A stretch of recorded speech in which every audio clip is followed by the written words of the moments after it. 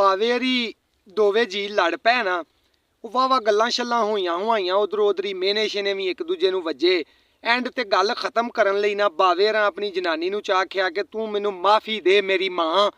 ਹੁਣ ਉਹ ਜਨਾਨੀ ਨੂੰ ਮਾਂ ਕਹਿ ਬੈਠੇ ਸਨ, ਲੋਕ ਵੀ ਸੁਣਦੇ ਸਨ ਪੈ। ਉਹ ਜਿਹੜਾ ਮੀਆਂ ਬੀਵੀ ਵਾਲਾ ਰਿਸ਼ਤਾ ਸੀ ਉਹ ਥੋੜਾ ਜਿਹਾ ਡਿਸਟਰਬ ਹੋ ਗਿਆ।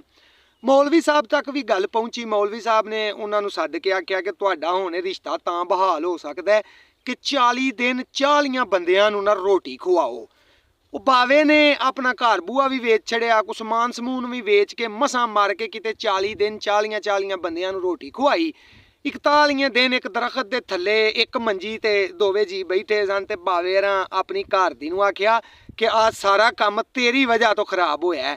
ਉਹ ਘਰ ਦੀ ਵੀ ਅੱਗੋਂ ਬਾਵੀ ਸੀ, ਉਹਨੇ ਅੱਗੋਂ ਕਹਿ ਦਿੱਤਾ ਕਿ ਮੈਨੂੰ ਮਾਫੀ ਦੇ ਮੇਰਾ ਪਿਓ।